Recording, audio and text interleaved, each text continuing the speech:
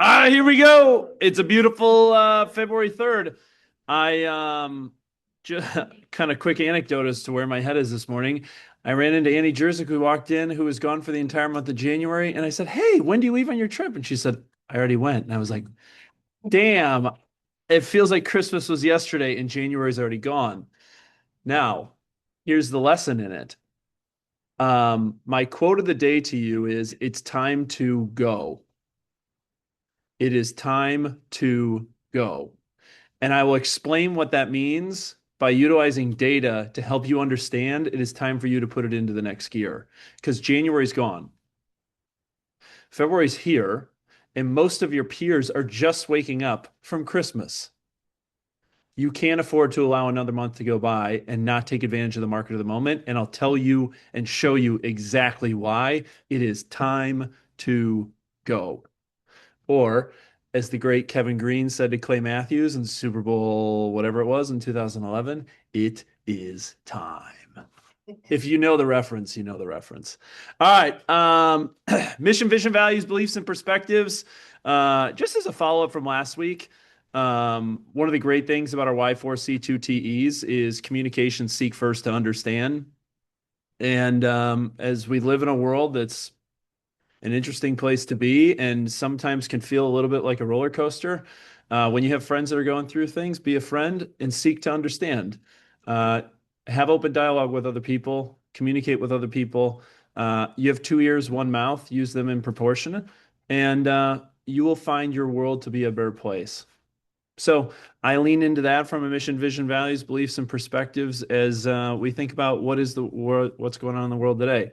Um, Last week we rolled this out, the 2025 impact report across southeastern Wisconsin. Next week I'm actually going to go a bit more into the productivity metrics behind this because I think there's some exceptional grounding that needs to happen because of the level of productivity of the environment that you all choose to be in. And remember, it's your choice.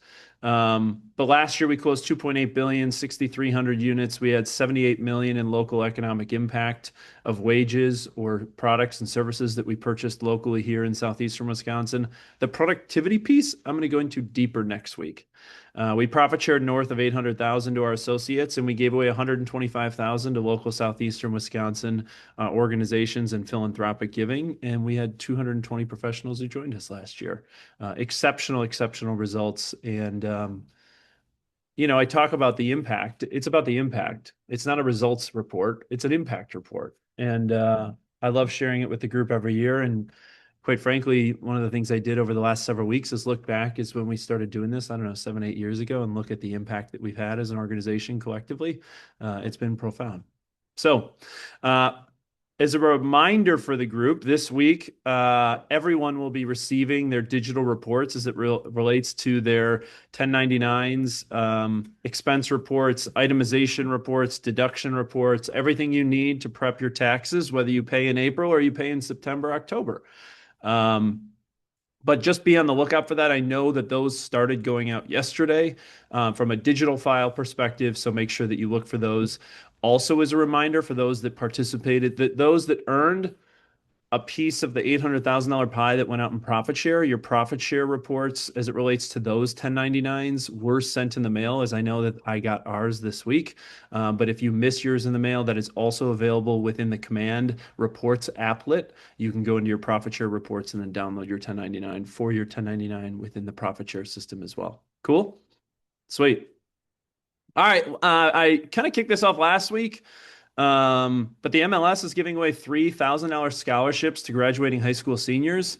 Um, Here's just some quick math for you. There's roughly 5,000 real estate professionals in the GMAR membership in southeastern Wisconsin, and less than 50 have children who apply for this scholarship. The rate of incidence in which that your children can win is relatively high, and I am happy and more than willing to write the letter of recommendation on your children's behalf. And I would love to go 3 for 3 on this scholarship because what I've found in the world of scholarships, there's a robust amount of opportunity and very few people that are willing to do the work to take advantage of the opportunity. So, Metro MLS is giving away $3,000 scholarships. Feel free to hit me up if you have a senior that's graduating this year that would like to participate in this scholarship program, and I'll write them a rec. Cool. All right, with that, we have a handful of people to celebrate this month or who capped in the month of December. Exceptional month to cap, by the way. So, first up, out of Prestige, this is who I call my Badger buddy. We talk Badger sports all the time. An incredibly giving soul is really just. I really enjoy his energy. Great person. Jesse B out of Prestige. Congrats for capping in the month of December. Next up, over in North Shore, over on the Highmark Real Estate team, got into this business several years ago, lives over in Shorewood, manages her business and her family at a high level, is a really great person within her community in the community of Shorewood. Laura Caton, congrats on capping in the month of December. Next up, one of the OGs who used to work in Pauling Road at just effectively what was a dining room table that he brought in to create a makeshift office back when we had like 5 people working in Pauling as we launched Lake Country. Bruce Gallagher, congrats on capping in the month of December. Next up, kind of a mainstay in our environment. Several years ago, they won the inaugural, what we call the Red Hat Award. And this goes to someone who is just believes in the mission, vision, values, beliefs, and perspectives, lives it, breathes it every single day. Peter Gossman, congrats on capping in the month of December. Next up, this is a cool one. This is a young guy who is grinding to make the business work. And the reason why I say that is there are often times when I leave the office at 5:30, 6 o'clock at night, and this person is sitting there just head down, going to work, is always leaning on his community to learn and is seeking information. Omar Habib, congrats for capping in the month of December. Next up, this person quietly goes about their business, has built their business as they were also building their family, has had a few personal setbacks along the way and didn't derail what it is that they were looking to achieve. Spencer Harvey, congrats for capping in the month of December. Next up, out in Lake Country, another incredible individual. He only wears one outfit. I think he believes in the Steve Jobs uh, decision fatigue mindset or mantra because he wears black pants and a black shirt. And also, relatively recently went through a setback as his mother passed away. I showed up to the funeral and he was wearing a suit and tie. And underneath his suit and tie, he unbuttoned his button shirt and he showed me his black shirt that says, "Ask me about real estate." uh, Consistently on brand. Nick Jensen, congrats for capping in the month of December. Next up, while it's not a family business, it sure feels like a family business because their family is everywhere. And I have a belief that balance is a fallacy. The key to finding balance within your personal and professional life is creating integration. This person lives it, breathes it every single day because her kids are in and around the market centers or our events all the time. Congrats to Mary Beth Milkey for capping in the month of December. All right, 2 more. This person, relatively new to our leadership team, we call her the Admiral for a reason. An incredibly articulate, communicative woman, has a young family, growing a family, but she's the Admiral for a reason. Ashley Meyer, congrats for capping in the month of December. And then lastly, out in Lake Country, a great woman, two kids, a husband, loves to travel and give experiences. That's what she's doing it for, is a yogi. And also, she came from a different environment and 2x'd her business within the 12 months that she's been with us. Congrats to Carly for capping in the month of December. All right. Congrats to those cappers in the month of December, and we'll have the January cappers out here shortly. Congrats, guys. All right, next up, education and events. To give you guys a little perspective as to what's upcoming. First of all, I want to thank the group that participated in teaching Ignite. We had roughly at any given time 45 to 50 people who participated in Ignite across the effectively 10 sessions that we hosted it in the month of January. The beauty of what it is that is Ignite is the diversity of thought and diversity of approach of what makes these people incredibly productive, highly successful, and how is it that they attract their business. And the beauty of Ignite is putting them in rooms that allows them to teach across the depth and breadth of spectrum of productivity within our environment so you can learn from them and lean on them. The reason why I share this with you is coming soon in August, we will run Ignite back if you missed it in January and want to participate. And or I would also signal to those that have a desire to participate in teaching, while we know we have a lot of people that are willing to give of their time, if you desire to give of your time from a teaching perspective, make sure to reach out to Wooten as we'll be running Ignite back. Also, want to give a shout out to these folks. I challenged them on day one, and I said, if you want to make a difference and not be a part of the 80% of the statistic that doesn't make it to year two, the world is run by those who show up and does their activities every single day. So got to give a shout out to Alex, Bethany Clark, who's been in the business for a while, Bianca Reddick, Kathy Demuth, Kathleen Gill, Monica Lang, Elena, Rashadim, Regine, Roger, Ryan, Cheryl, Tanya, and Todd. Congrats, as the world is run by those who show up, and way to show up in the month of January, for perfect attendance. All right, February forthcoming. As a reminder, next week we're kicking off Agent Awards. We're doing them slightly differently this year. Our goal is to showcase and go deeper into our agent roster in order to recognize more folks in terms of what it is they did. We'll have the ever popular agent, what do we call it, Willis? Superlatives, thank you. The superlatives are back, and then we have a few people in our environment that we have some career milestones. So at different parts of different awards banquets, we have some career milestones that we will be celebrating in 2025. But next week, Prestige is on Monday, North Shore is on Wednesday, and then the following week, we have the Southwest Awards on Tuesday, the Lake Country Awards on the 19th, and TOSA's Awards is the 12th. Thank you. I'm like, whew, here we go.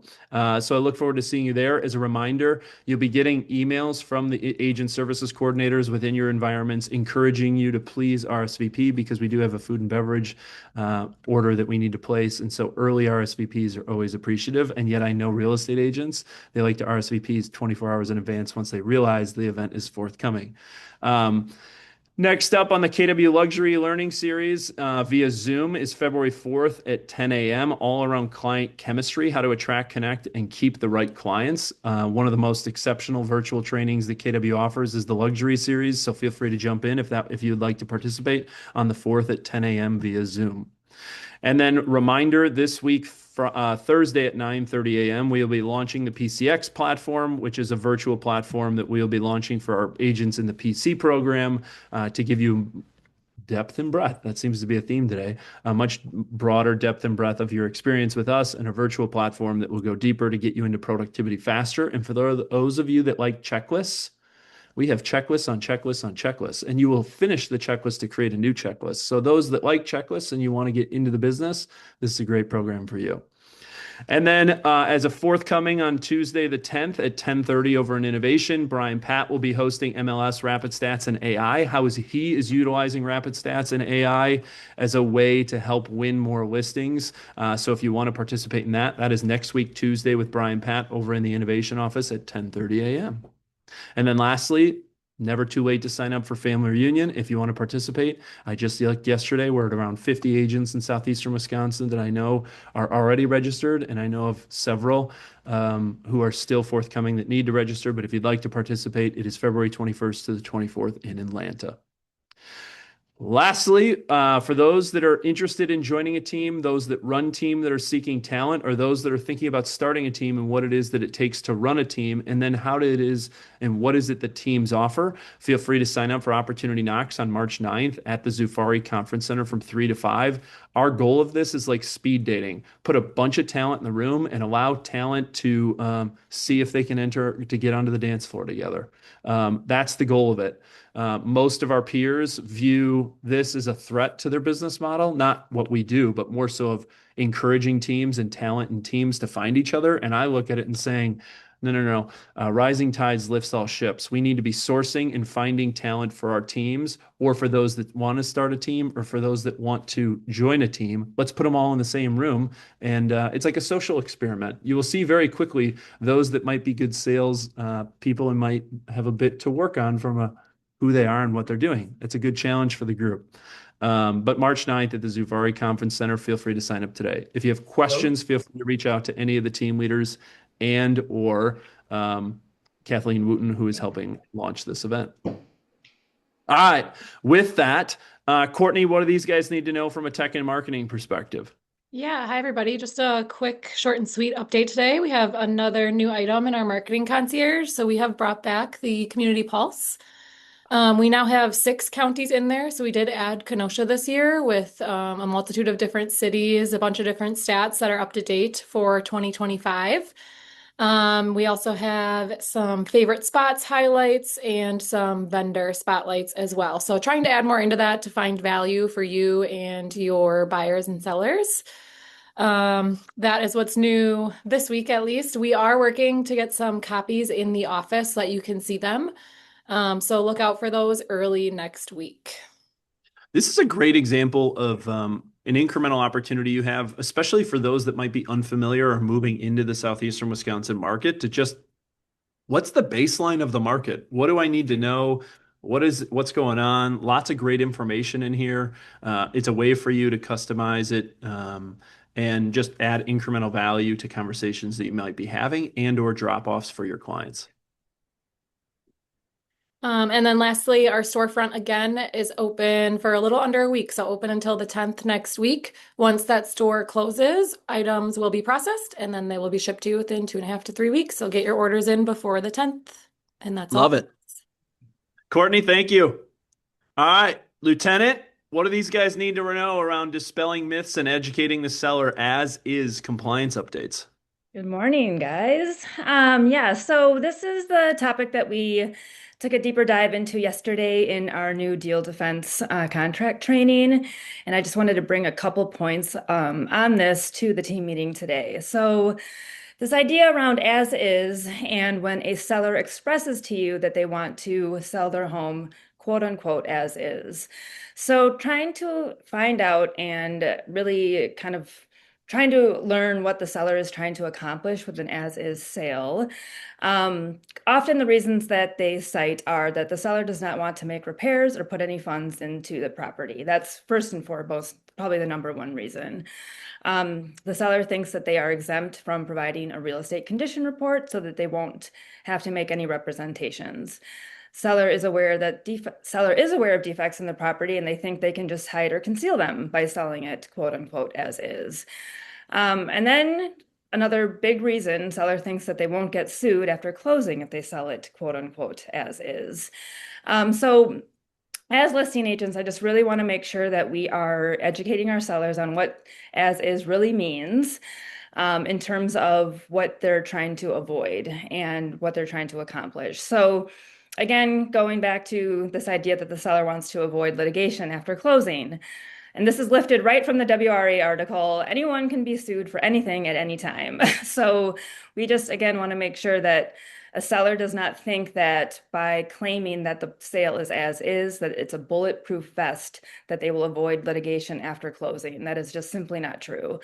The buyer, again, is relying on a seller's representations, and if it's proven that the seller did not disclose defects to a buyer, the buyer will have misrepresentation claims, and they can make these claims after a closing despite as is language in any offer. So, and then the bigger point that I wanted to touch on, we get this often. So a seller does not want to make repairs or put any funds into making repairs as part of closing the transaction, right? So we can express to the other side that the seller wants to just to sell it in its current condition. They might make the claim that there are no funds to make repairs or maximize profits. But again, at the time of a listing, no one has a crystal ball what an inspection or a test might reveal about that listing. So again, the listing agent may communicate what the seller's intentions are, but if there is an inspection contingency and if there's an offer accepted with an inspection contingency, the provisions of that inspection contingency still play out. And there's no way of knowing how a seller will respond if an amendment is presented to them or if a notice of defects is provided. So we're constantly saying as the compliance team, as is does not preclude a buyer from attempting to negotiate. And I think a lot of sellers think that, again, if we're expressing that this is an as-is sale, that a buyer is just going into it blindly. And that's just, again, simply not the case. If there's an inspection contingency, that those provisions still play out as normal. So again, I just want to make sure, we want to make sure that we are really educating our sellers at the time of the listing if they're coming to us and expressing that they want to sell it again as is. And then for those, again, if a seller does refuse to complete a real estate condition report, it's laid out right at the bottom here, lines 20 through 28, who is exempt from completing a real estate condition report. So again, often tied to estate, so a personal rep, a seller who is a trustee, a conservator, or a fiduciary who is appointed. But the caveat with that is that it has to be coupled with the fact that the seller has never occupied the property. So another question we get often is with flippers who think that they don't have to fill out a real estate condition report because they've never lived on the property. That is, again, simply not true. It's only if the home has never been inhabited, which applies to new construction. So again, it's really just knowing these forms and educating our sellers. If we do have a flipper who wants to, who refuses to fill out a real estate condition report, they're going to check line 14 on this. So they just simply refuse to complete one. So again, know these forms and educate our sellers. Then zip form subscription renewal pop-up time. So this happens every January. I'm sure some of you guys have started seeing this pop up whenever you log into zip forms. Just hit the skip button for now. We'll be back at it in about a month to let you know how we are going to reconnect to MLS. Again, this happens every year. It's really annoying, so I'm sorry, but just hit skip for now, and then we'll be back with direction on how to connect that MLS again. So then deal defense. So we had a really, really great turnout yesterday. Ashley and I really want to focus these new trainings, these new series of trainings on our agents who are already in production, are practicing, haven't come across these scenarios yet.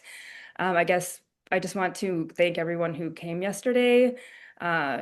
Great dialogue, and I really want to encourage our PC agents to also come and just hear other people's questions. Even though you have not come across this yet, just hearing other people's questions is a great form of education. So then I think we've got one more slide. Yes, just a reminder, please put this in your phone. So put the contact of compliance helpline in your phone, 414-368-9359. If you have any contract questions, transaction questions, you're going to call the helpline first, and one of us will answer. We're open 8 a.m. to 8 p.m. That is all. Love it.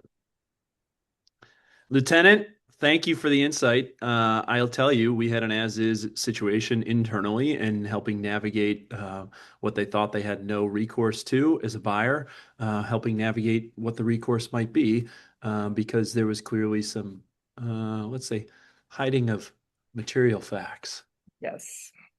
So. All right, with that, I'm going to take us home. So I would just look this up. Last year in June, January and then in June, I gave you guys an update as it relates to how we view the relationship with the Metro MLS. The reason why this is important is a couple reasons. One, you have to understand that the Metro MLS is actually a member-owned institution. They have one share. The one share within the Metro MLS is owned by the Greater Milwaukee Association of Realtors. The Greater Milwaukee Association of Realtors is owned by the membership. So I maybe 2 to 3 times a year will give you an update as it relates to how I'm thinking about our relationship and our voice in representing you and how we push the MLS for progressive policy. Last time I just looked this up. Last time we gave you an update around what I'm thinking about or how we're thinking about it from a relationship with the Metro MLS was from June of 2025. And so I just wanted to follow up because there's a few things going on in the background, and I want to make you aware as our members of the Metro MLS as to what we're doing on your behalf and representing your voice. The genesis to, I guess, my thesis around why I have to push or tighten screws, you can read in between the lines on that, as it relates to our relationship with the Metro MLS is this. In the age of agent empowerment, we need to ensure that we are providing all realtors with all the necessary tools to enhance their ability to deliver their fiduciary responsibilities. Tools and resources should be standardized for the industry as it relates to what we receive from the Metro MLS. Now, sidebar caveat, I don't believe that to be true in today's current environment. In the age of consumer empowerment, we need to ensure that all consumers have access to all relevant information available within the market so they can make the most prepared and informed decisions. This should be a priority related to concerns associated with fair housing and all of the stuff that's going on from a legal and litigation standpoint. It's all around consumer empowerment. And I also am of the belief that certain members of the association like to weaponize loopholes within the system. And my personal belief is let's create an even playing field because it's a member-owned institution that is there to add value to the members in order for them to represent their fiduciary at the highest level. So let's close some of those loopholes and directly address policy concerns associated to defiance of clear cooperation. Now, that was my genesis and thesis. I've been kind of sharing that with you over the last 2 years, and I wanted to give you an update as to where we are. One, last year we were very clear we were in support as an organization of the clear cooperation policy. I gave you an update last week that Wisconsin State Law Act 69 was passed and will go into effect in January of 2027. I do want to make 2 follow-ups to that. I realize I might not have framed the conversation in the most appropriate of manners in 2 ways. One, excluded does serve all classes of consumers. I think I focused on the high end because it's the highest rate of incidence and where it's utilized. But there are real life scenarios where someone runs a nonprofit and they don't want to notify their board that they might have taken another job. Or a teacher might be leaving the community in which they teach and live in to go accept another job. Like there's lots of use cases. So I just want to provide clarity to that. The second thing is I had a lot of questions post-call as it relates to the function of how people use excluded. Functionally, it does not change how you operate. You have to sign, I think the client has to initial 7 disclosures before going into excluded status. None of that's going to functionally change. What I was trying to signal to the room was the price of poker just got more expensive in the event that you're trying to utilize it in living in the gray. So we just want to make sure excluded is a very black and white status as it relates to how you take it. Now, I understand that you might have a property that you've taken and Aunt Beth has lived there since 1958 and you need 4 months to clear it out and you need your list of contractors to get in there and you need to protect your fiduciary responsibility to the client. You take it into excluded, you get your contractors in there, you clear it out, you do what you need to do. Totally appropriate and acceptable. So I just wanted to follow that up from last week. Now, as it relates to the strategic priorities, I think you've seen we put our influence and weight around supporting Act 69. That is going to go into effect in January of 27. And we are one of the first states to proactively push state laws in support of clear cooperation. Okay. I'm actually going to skip to number 3. Syndication of delayed listings. I've been thumping on this for maybe 2 years now. We got that done some point in 2026, maybe August of 2026. That was something that made no sense to me, that why we are sitting at a soccer game on a Saturday morning reviewing the hot sheet on our phones instead of watching little Harriet score a goal or whatever. It was a really simple thing that sometimes simple things take more common sense isn't so common, right? So syndication of delayed listings we got done in 2026. Now, what's right in my crosshairs right now is I need to get you guys individual agent IDX feeds. Okay. And what that is basically think of an extension cord plugging into the outlet, and the extension cord delivers power to a power tool. Okay. That's a really weird analogy. What I'm effectively saying is the IDX feed is an extension cord direct access to the MLS data. And with the advent of additional resources and tools that agents have access to, we need individual agent IDX feeds. The reason why we don't have it is, I'll be very blunt, is they are protecting certain business models within southeastern Wisconsin, and there are revenue implications to certain business models, is why we don't have IDX feeds. I've been very public about it. I'm not shy about it, and I will continue to be tightening the screws as it relates to that policy. Now, you might be saying, well, you've been saying that for 2 or 3 years. What are you doing about it? I have short-term and long-term priorities. One, we are challenging the board governance of the MLS as we speak. If you didn't know, the board governance docs have not been updated in the MLS in 21 years. Last year, they renewed 3 board members on a consent agenda, which in the governance speak is basically like rubber stamping someone through. The 3 members were retired from the industry. I said that cannot happen. We're challenging the board governance. It's a little uncomfortable right now, our relationship with MLS and GMAR, and it will continue to be uncomfortable because I believe that the right thing to do is update our board governance of a member-owned and led institution.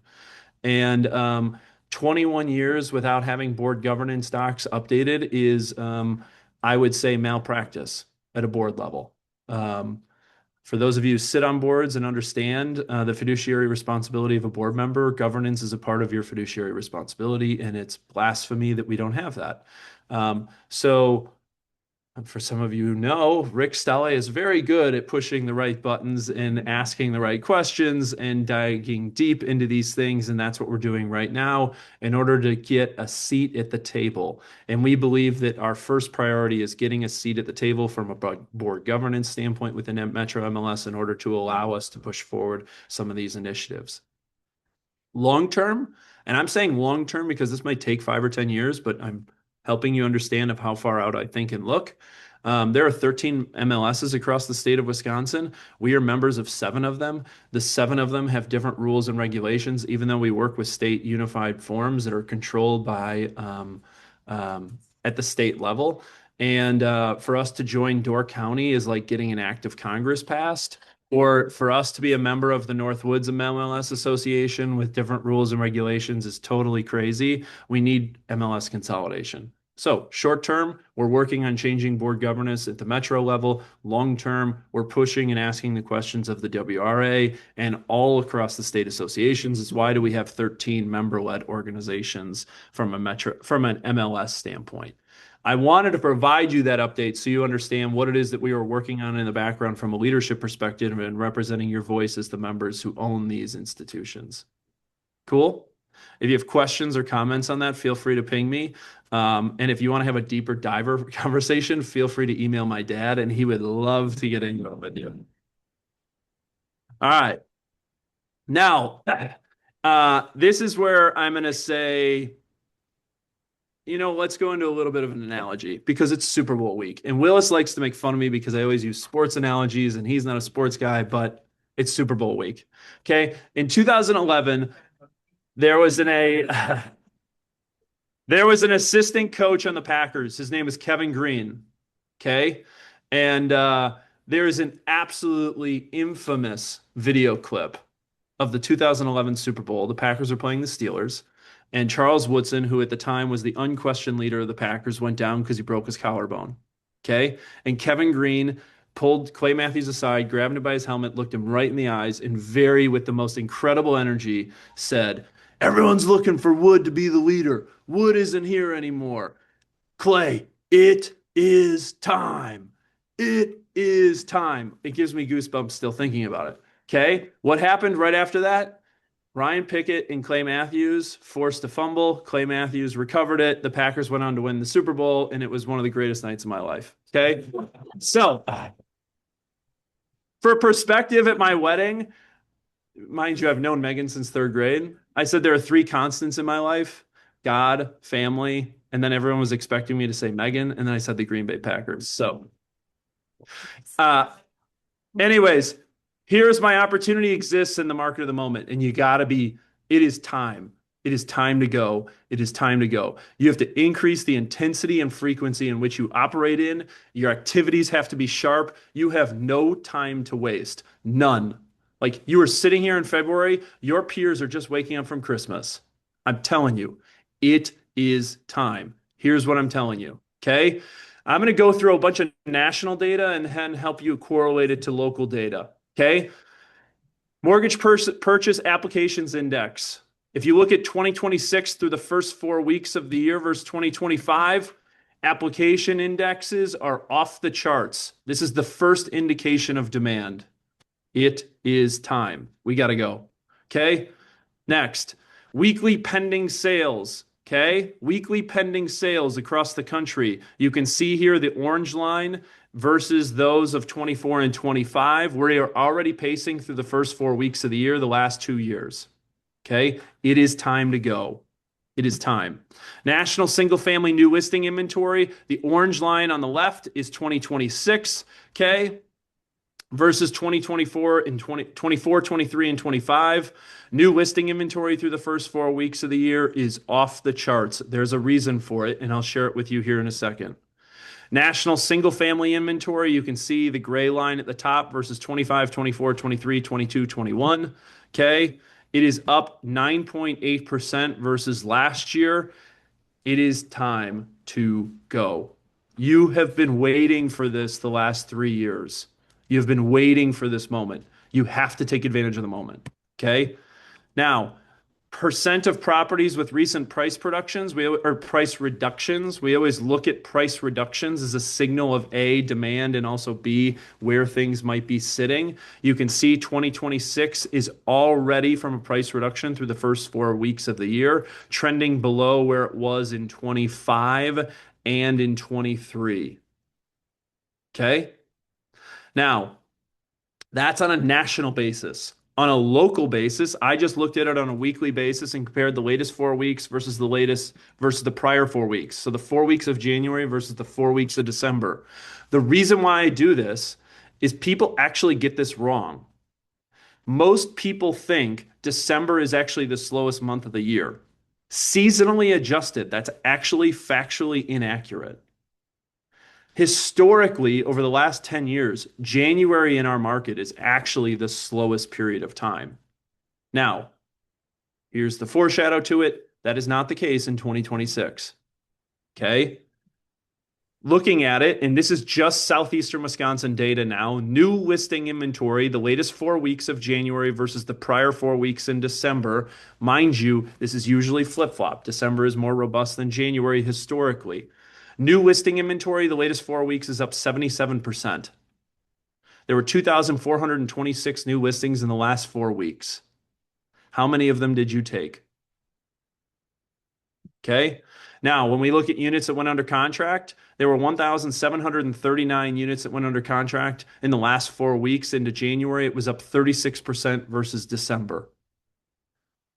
When you look at it on a national scale and on a micro scale, I'm telling you, it is time to go. You've been waiting for this moment for the last 3 to 4 years. Now, why is it that this is operating in such a way? Well, I'll get there in a sec. Okay. I'm going to go back to an article I shared with you in August of last year. And when I challenge you as it relates to it is time and it is time to go and I'm pushing you and charging you, is the intensity and frequency in which you operate at today is vital. It is vital. You got to go. You got to go. You have to have a sense of urgency. You have to. Okay. And as you think about where it is that you plan to attack, a couple things to think about. Okay. It's segmenting your database and how you're communicating to them. Okay. In 2024, I don't have the latest data from 2025 yet, but 2024, 46% of homes were purchased by buyers over the age of 60. There were more buyers over the age of 70 than under the age of 35. And the median age of a first-time home buyer was 38. Okay? Now, there's a lot of issues with that, but all we have to worry about sitting here right here on February 3rd is what are the facts of which we are operating in the environment we are in today. The long-term prospectus around how do we bring the average median age down for a first-time home buyer and a variety of other topics that is saved for a different date at a different time. You have to operate within the set of facts that you have today. And the set of facts you have today is the population that is transacting this business at the highest level is, quite frankly, older than you might think or expect. You have to be thinking about how you're communicating with them. You have to think about the intensity and frequency, and you have to think about what it is that you're communicating in order to attract the business you desire in order to transact. Okay? Now, prices plus rates has the median age of anyone transacting, buying, or selling at 56. So the median age in 2024 for those that transacted was 56. It was a record high.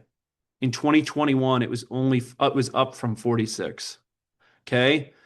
The agent's responsibilities to win deals in the current market of the moment. You have to be your client's economist of choice, help them navigate complex financial situations to provide solutions.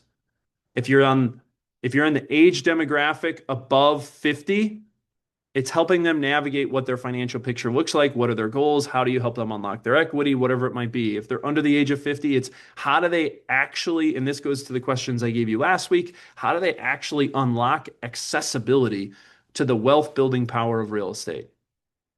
Under the age of 50 is how do you unlock the accessibility? That's your job. That is what you communicate. Last week, I challenged you. What's the income someone needs within the environment in which you desire to transact?